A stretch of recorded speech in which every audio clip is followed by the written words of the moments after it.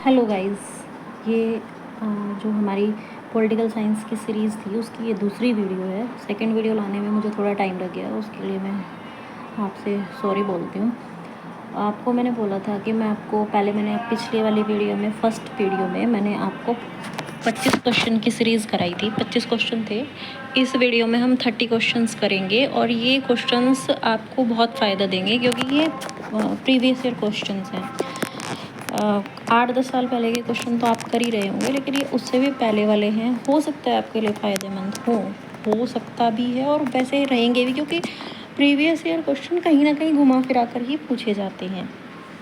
तो ये हिंदी मीडियम के स्टूडेंट्स के लिए स्पेशली है। इंग्लिश मीडियम का तो बहुत सारा कंटेंट आपको अवेलेबल हो जाता है, लेकिन हिंदी मीडियम का जो कंटेंट है वो नहीं हो पाता, इसलिए हिंदी मीडियम के स्टूडेंट के लिए ये फर्स्ट भी जो आपका क्वेश्चन है वो है दिसंबर 2018 में आया हुआ। सुमेलित करना है, मीन्स इसको मैचिंग करनी है। जॉन रॉल्स की बुक उनकी महत्वपूर्ण अवधारणाएं हैं। उन्होंने क्या क्या जो अवधारणाएं दी हैं, John Rawls, Robert Nozick, Michael Walzer और थॉमस पोगे। बहुत ईजी सा क्वेश्चन है। थॉमस पोगे का है वैश्विक न्याय का डी का 2। आप सर्च कीजिए, डी का 2 फर्स्ट ऑप्शन में ही है, बस यहीं से ही हो जाता है। जॉन रॉल्स का है वितरणात्मक न्याय और बी ऑप्शन है रॉबर्ट नोजिक। रॉबर्ट नोजिक का है आपका ऑप्शन नंबर 4 के साथ मैच हो रहा है, न्याय पात्रता के रूप में। और माइकल वॉल्जर का है न्याय का समुदायवादी दृष्टिकोण। तो ये आपके फर्स्ट क्वेश्चन के ऑप्शन ए जो है वो सही जाएगा, 3, 4, 1 और 2। दूसरा क्वेश्चन है जुलाई 2018 में आया हुआ। निम्नलिखित में से किसने आलेख द जिगजैग ऑफ पॉलिटिक्स लिखा है? बुक है ये, या आप कह लीजिए कि एक राइटिंग है एक। तो इसका आंसर जो है वो 2 में आप देख लीजिए, John Rawls, HE Hayek, Robert Nozick या जुगन हैबरमास। इसमें से ऑप्शन जो है आंसर सी सही है, रॉबर्ट नोजिक। रॉबर्ट नोजिक की ये बुक है द जिगजैग ऑफ पॉलिटिक्स। ये उनका नोट है, इसको आप नोट कर लीजिएगा कहीं पर भी जहाँ आपने बुक्स लिख रखी होंगी, वहीं पे आप इस क्वेश्चन में ये बुक भी ऐड कर लीजिएगा। तीसरा क्वेश्चन है निम्नलिखित में से कौन लोकतंत्र की विशेषताएं हैं? तो 4 ऑप्शंस दिए हुए हैं और 4 ऑप्शंस में से आपको छांटना है। तो लोकतंत्र के लिए राजनीतिक समानता अपेक्षित है, यस ये बिल्कुल सही है। अगर कहीं पर लोकतंत्र है तो वहाँ पर राजनीतिक समानता होनी जरूरी है। सभी नागरिकों को निर्वाचन में खड़े होने का हक प्राप्त है, ये भी सही है। चाहे उनकी नस्ल, लिंग, रंग या धर्म कुछ भी हो, ठीक है, सभी को मतलब इलेक्शन लड़ने का भी हक है और वोट डालने का भी है। सभी नागरिकों के पास एक मत अवश्य होना चाहिए। सर्वसुलभ विवस्वक मताधिकार, जिस भी जहाँ भी लोकतंत्र है वहाँ के अकॉर्डिंग उस देश में जो भी आयु एक वयस्क की रखी गई है, जैसे कि इंडिया में 18 साल का नागरिक जो है वो एडल्ट में आता है, तो उसी के अकॉर्डिंग जो है वहाँ पर उसको एक वोटिंग का राइट होना चाहिए। चौथा है राजनीतिक समानता का अर्थ एक व्यक्ति एक मत एक मान, मतलब उसके मत का वोटिंग का वैल्यू भी उतना ही होना चाहिए। गरीब हो, अमीर हो, पढ़ा लिखा हो, अनपढ़ हो, उससे कोई फ़र्क नहीं पड़ता। तो मेरे अकॉर्डिंग ये 4 ऑप्शन सही हैं, तो इस हिसाब से आपका ऑप्शन नंबर डी इसमें सही जाएगा। ये ऑप्शन नंबर आपका डी सही है।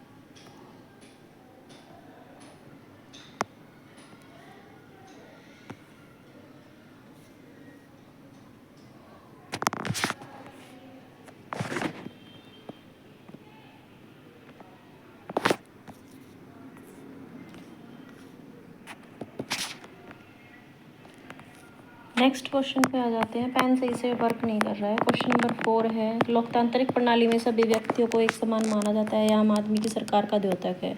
ऑप्शन नंबर जो है 4 का जो पॉइंट ए है वो सही है। पॉइंट आर पढ़ेंगे, इसका रीज़न है आम धारणा है कि सरकार ज़्यादातर शक्ति अभिजन के नियंत्रण में प्रबंधन में कार्य करती है। देखिए धारणा तो यही है कि जो गवर्नमेंट है वो पावरफुल लोगों के हाथ के अकॉर्डिंग वर्क करती है, लेकिन जो इसमें ऑप्शन आपको क्या लग रहा है, आप अपने अकॉर्डिंग थिंकिंग लगाइए। इसका आंसर बी सही जाएगा।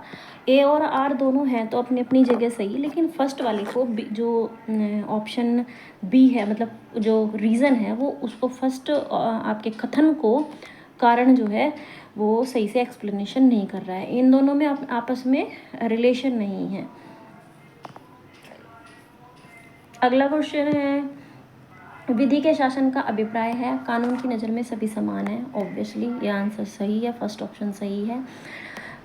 वर्णगत तथा जातिगत भेद समानता की क्षमता को कम कर देते हैं। समानता की क्षमता को कम कर देते हैं, वर्णगत और जातिगत भेद। ऑब्वियसली जब हम वर्णों के आधार पर या जाति के भेद पर जाति के आधार पर लोगों में भेदभाव करते हैं तो समानता की क्षमता तो ऑब्वियसली कम हो जाएगी। हम समानता फिर कैसे प्रोवाइड कर रहे हैं जब हम भेदभाव कर रहे हैं। हालांकि ये दोनों क्वेश्चन, दोनों ऑप्शन, दोनों पॉइंट्स सही हैं, लेकिन इन दोनों में भी कोई रिलेशन नहीं है और ये एक दूसरे की व्याख्या सही से नहीं कर रहे हैं। तो इसका भी ऑप्शन बी आपको सही मिलेगा। ऑप्शन बी के साथ आप आंसर में जाएंगे। दिसंबर 2015 में आया हुआ क्वेश्चन है, जॉन रॉल्स की बुक है। जॉन रॉल्स ने अपनी पुस्तक अ थ्योरी ऑफ जस्टिस में निम्नलिखित में से किसने सामाजिक अनुबंध परंपराओं का पुनरुद्धार नहीं किया है। तो इसका जो ऑप्शन आपको जाएगा वो आएगा आंसर ए, हॉब्स ने। निम्नलिखित में से कौन सा फुकुयामा के लिए उदारवादी लोकतंत्र के विजयोल्लास का प्रमुख कारण नहीं है।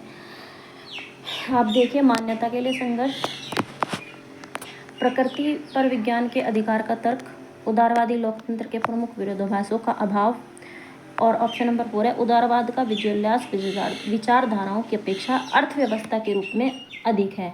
जी नहीं, अर्थव्यवस्था के रूप में अधिक नहीं है। तो यही ऑप्शन डी जो है वो सही जाएगा। तो इसमें ऑप्शन डी जो है गलत है, विजयोल्लास का प्रमुख कारक नहीं है ये। बाकी ये 3 विजयोल्लास के प्रमुख कारक हैं, लेकिन ये डी ऑप्शन इसका सही नहीं है।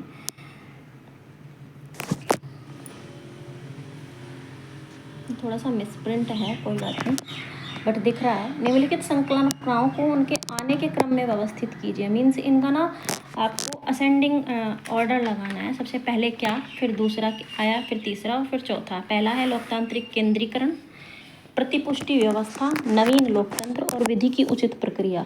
तो इसमें से जो सबसे पहले आया था वो आया था विधि की उचित प्रक्रिया। तो ऑप्शन 4 जो है स्टार्टिंग में आएगा। तो इस हिसाब से आपका ऑप्शन बी और डी जो है वो कट हो जाते हैं। ऑप्शन बी और डी कट होने के बाद आप देख सकते हैं ए और सी बच गया आपके पास। तो निम्नलिखित में से 4 आ गया, 4 सभी दोनों में ऑप्शन में फर्स्ट है। उसके बाद आप लगाइए कि क्या दूसरे नंबर पर आएगा। दूसरे नंबर पर आएगा लोकतांत्रिक केंद्रीकरण, फिर आता है लोकतांत्रिक केंद्रीकरण। इससे आपको ऑप्शन नंबर सी सही आंसर मिल जाता है। और तीसरे नंबर पर आएगा आपका नवीन लोकतंत्र, और सबसे लास्ट में आता है प्रतिपुष्टि व्याख्या। ये ऑप्शन नंबर सी के साथ आप इसमें जाएंगे। तो आंसर 8 का जो क्वेश्चन 8 है उसका आंसर सी सही है। क्वेश्चन नंबर 9 पर आ जाइए। भारत के रहने वाले विदेशियों के लिए निम्नलिखित में से कौन सा अधिकार उपलब्ध है। भारत में जो विदेशी रह रहे हैं उनके लिए कौन कौन से अधिकार उपलब्ध हैं। कानून के समक्ष समानता, शिक्षा का अधिकार, भाषण की स्वतंत्रता, आवागमन की स्वतंत्रता। देखिए, अब आपको ना यहाँ ऑप्शन दिए हुए हैं नीचे, इन ऑप्शन में से आप चेक कर सकते हैं। कानून के समक्ष समानता और शिक्षा का अधिकार। देखिए, विदेशी यहाँ आते हैं, शिक्षा का अधिकार उनको मिलता है, यहाँ पढ़ने के लिए आते हैं, तो 2 ऑप्शन तो जाएगा। तो 2 आप देख लो सारों में है, तो इसमें से आप छांट नहीं सकते। अब देखो, भाषण की स्वतंत्रता, कोई भी विदेशी यहाँ आके ना कोई भी भड़काऊ भाषण नहीं दे सकता, या कैसे भी अपने मतलब वो बोल सकता है, लेकिन ऐसा नहीं है कि वो कहीं भी असेंबली इकट्ठा करके कुछ भी बोल ले, या कोई भी भाषण दे रहा है और हमारे देश की जनता के खिलाफ या सरकार के खिलाफ कुछ बोल रहा है। तो ऑप्शन ए इसमें से कट, जो ऑप्शन 3 है ना वो इसमें से कट जाएगा। तो डी ऑप्शन तो इसमें से कट जाएगा। अब बचते हैं आपके पास ए, बी और सी, 2 तीनों में है।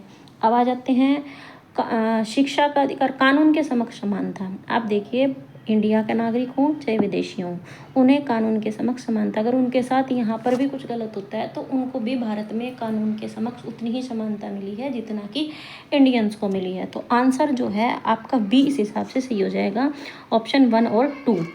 आवागमन की स्वतंत्रता, आवागमन की स्वतंत्रता तो है, लेकिन इस तरीके से नहीं है कि वो कभी भी आ सकते हैं और कभी भी जा सकते हैं विदाउट परमिशन, विदाउट वीज़ा। जब तक उनका टर्म पीरियड है वो तब तक ही रह सकते हैं और तब तक ही आ जा सकते हैं। तो ऐसे नहीं है कि जैसे इंडियंस जो है अपने देश में कहीं भी ट्रैवल कर रहे हैं। विदेशी जितने दिन का उनका वीज़ा होता है, जितने दिन का उनका टाइम पीरियड होता है, वो उतने दिन ही यहाँ रह सकते हैं। आ जाइए क्वेश्चन नंबर 10 पर। आधुनिक काल में प्रत्यक्ष लोकतंत्र संभव नहीं है क्योंकि लोग राज्य के कार्यों के प्रति उदासीन हैं, राजनीतिक दल इसका विरोध करते हैं, संपत्तिशाली वर्ग इसका विरोध करते हैं, आधुनिक राज्य के आकार और जनसंख्या द्वारा व्यावहारिक कठिनाइयों के कारण। ऑप्शन नंबर डी सही है। देखिए, विरोध करना एक अलग चीज़ है, लेकिन जिस तरीके से जनसंख्या बढ़ रही है उस हिसाब से आप प्रत्यक्ष लोकतंत्र कहाँ तक वोट कराएंगे। तो इसलिए अप्रत्यक्ष लोकतंत्र का सहारा लिया जाता है। क्वेश्चन नंबर 11, शक्ति भ्रष्ट बनाती है, पूर्ण शक्ति पूर्ण रूपेण भ्रष्ट बनाती है। कथन है और कथन का रीज़न जो है, लोकतंत्र में शक्ति के दुरुपयोग के विरुद्ध सर्वोत्तम नियंत्रण होता है क्योंकि शक्ति विभिन्न समूहों में विभाजित हो जाती है। शक्ति भ्रष्ट बनाती है और पूर्ण शक्ति पूर्ण रूपेण भ्रष्ट बनाती है। इसी की वजह से लोकतंत्र में शक्ति के लिए, इसीलिए लोकतंत्र शक्ति के दुरुपयोग के लिए सर्वोत्तम नियंत्रण होता है और इसी वजह से शक्ति जो है विभिन्न समूह में विभाजित होती है। क्योंकि आपने देखा होगा कि पावर शेयरिंग मोड है, मतलब पावर शेयरिंग जो गवर्नमेंट का हिसाब किताब है वो पावर शेयरिंग के हिसाब से चलता है। हमारे यहाँ देश में भी 3 लेवल पर पावर्स हैं। आपके लोकल लेवल पर है, स्टेट लेवल पर और सेंट्रल लेवल पर है, और अदर दूसरे कंट्रीज़ में भी है। लेकिन जहाँ पर मोनार्की वगैरह है या फिर तानाशाही है, वहाँ पर आप देखते हैं शक्ति का दुरुपयोग भी होता है। क्वेश्चन नंबर 12, निम्नलिखित में से यह किसका कथन है कि शक्ति वह है जिससे लोगों में काम कराया जा सकता है और जिसके अभाव में वे काम नहीं करते। बहुत इजी सा क्वेश्चन है और इसका आंसर है Robert Dahl. Question number 13, John Locke के लिए प्राकृतिक अधिकार प्रकृति के परिणाम है। कथन ए, क्योंकि राज्य को इन अधिकारों की सुरक्षा और संरक्षा करनी पड़ती है।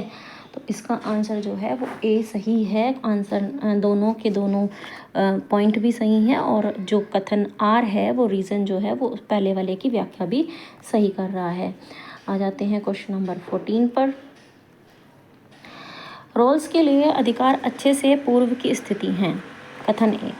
कथन और कारण वाले क्वेश्चन हालांकि आते ही नहीं है, लेकिन ये समझने के लिए बहुत इंपॉर्टेंट है और पता कुछ नहीं है एनटीए का वो कब कौन से क्वेश्चन को दे दे। पिछले साल नहीं आए थे, ज़रूरी नहीं है कि इस साल नहीं आएंगे। कुछ के लिए स्वतंत्रता की हानि को दूसरों के बीच बांटे वृहद उत्तम द्वारा अधिकार बना लिया जाता है। तो इसमें जो आंसर आएगा वो ए तो सही है। रोल्स के लिए अधिकार अच्छे से पूर्व की स्थिति हैं, लेकिन कुछ के लिए स्वतंत्रता की हानि को दूसरों के बीच बांटे वृहदोत्तम द्वारा अधिकार बना लिया जाता है। नहीं, ऐसा नहीं है। तो ऑप्शन नंबर जो सी है वो उसका सही है। ए तो सही है लेकिन आर गलत है। क्वेश्चन नंबर 15, निम्नलिखित में से लोकतंत्र के आर्थिक सिद्धांतों का प्रतिपादन किसने किया है। तो आंसर है 15 का Anthony Downs. Answer number C सुमेलित कीजिए, थॉमस पोगे। थॉमस पोगे को आप ए को 4 के साथ मिलाइए, वैश्विक न्याय, और ऑप्शन में चेक कीजिए सिर्फ ऑप्शन बी में ये आंसर सही है। तो आप यहीं से आंसर निकाल देते हैं। Michael Walzer, Susan Moller Okin, John Rawls. John Rawls आपका डी का 1 हो जाएगा। तो ए का 4 और डी का 1 ऑप्शन बी में ही है और कहीं नहीं है। हो गया आपका आंसर। आंसर नंबर 17, मुकदमे पर नियंत्रण लेते समय न्यायालय नैसर्गिक न्याय के सिद्धांत का पालन करते हैं। कथन ए। कारण है न्याय किया ही नहीं जाना चाहिए, अपितु यह प्रतीत भी होना चाहिए वह स्पष्ट और असंदिग्ध है। तो इसमें जो ऑप्शन पाएगा वो आपको आंसर मिलेगा सही, क्योंकि पहले वाले को ये दूसरे वाला सही से डिफाइन भी कर रहा है। आंसर नंबर 18, सहभागी क्वेश्चन नंबर 18, सहभागी लोकतंत्र के विचार का अभ्युदय किसके साथ हुआ। सहभागी लोकतंत्र के विचार की अवधारणा किसने दी, कहाँ से स्टार्ट होता है। Answer number D, Rousseau. Question number 19, John Rawls के न्याय के सिद्धांत में शामिल हैं। जॉन रोल्स के न्याय के सिद्धांत में क्या क्या शामिल है। इसमें ऑप्शन नंबर सी आपका सही जाएगा, उदारतावादी तथा समुदायात्मक समाजवादी लोकतंत्र, बाजार अर्थव्यवस्था तथा वितरणीय लोक कल्याणकारी योजना। क्वेश्चन नंबर 19 के बाद आंसर नंबर क्वेश्चन नंबर आता है 19 के बाद आपका 20 कहाँ गया? 19 के बाद आपका 20।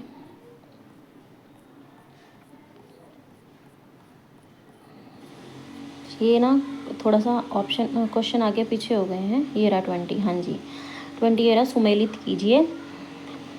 डी हेल्ड, जे लिवली, मैकफर्सन, सी पेट। मैंने इनकी बुक्स दी हुई हैं। तो डी हेल्ड की बुक है the real world of democracy. तो आपका ऑप्शन नंबर 1 का आ जाता है 4।